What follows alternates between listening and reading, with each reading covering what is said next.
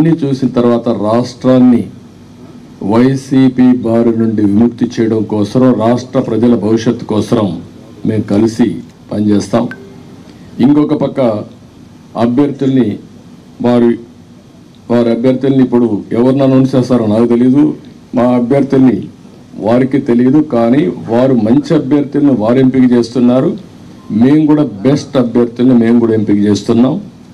ఈరోజు చూస్తే నా రాజకీయ జీవితంలో ఎప్పుడూ చేయనంత ఎక్సర్సైజ్ చేశాను నేను. ఆ విషయం ఇది నాకు 9వ ఎన్నికలు, 9వసారి ఎన్నికలు పెట్టినప్పుడు సమైక్య ఆంధ్రప్రదేశ్లో కూడా ఇంత ఎక్సర్సైజ్ నేను ఎప్పుడు చేయలేదు. అంత ఎక్సర్సైజ్ చేశాను. 1,10,00,000 దగ్గర నుంచి అభిప్రాయ సేకరణ చేసుకున్నాను వివిధ సోర్సెస్ ద్వారా. నేను ఒక్క సోర్స్లో చేయలే, అనేక సోర్సెస్ పెట్టి ప్రజల్ని, కార్యకర్తల్ని కాన్ఫిడెన్స్గా తీసుకున్నాను. నేను ఒక మహత్తరమైన కార్యక్రమానికి శ్రీకారం చుట్టినప్పుడు నాకు సరైన సమాచారం కూడా ఉంటే సరైన నిర్ణయాలు తీసుకుంటాం. నాకు సరైన సమాచారం లేకపోతే సరైన నిర్ణయాలు తీసుకోలేమనే ఉద్దేశంతో సమాచారం తీసుకొని అన్ని కోణాల్లో విశ్లేషించిన తర్వాతనే ఈ 94 మంది అభ్యర్థుల్ని ఈరోజు వడబోసి ఫైనలైజ్ చేశాం.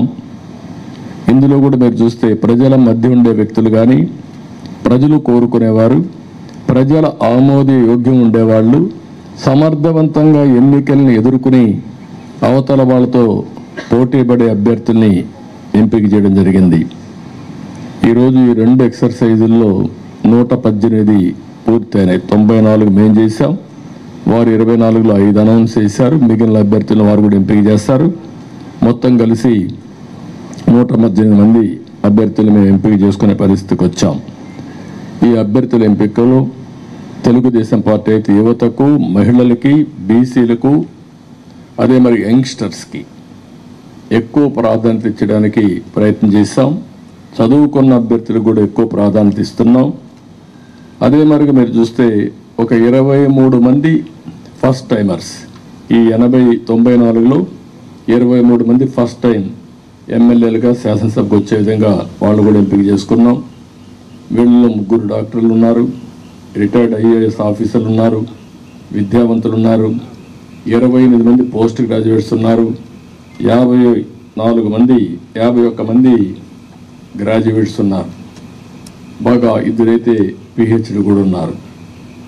అదే మరిగా వైసీపీ అభ్యర్థులను ఒక్కసారి మీరు పోల్చి చూస్తే కడాన రెడ్ శాండిల్వుడ్ స్మగ్లర్స్ కూడా పెట్టేశారు.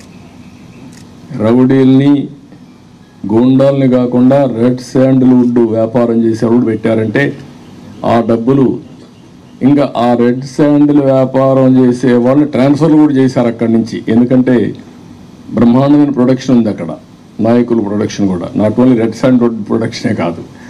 అలాంటి వాళ్ళని, రౌడీల్ని డబ్బులతో ట్రాన్స్ఫర్లు కూడా చేసి రాష్ట్రం అంతా స్ప్రెడ్ చేసే పరిస్థితికి వచ్చారు. ఈ విషయం కూడా ప్రజలు కూడా గుర్తుపెట్టుకోవాల్సిన అవసరం ఉంది.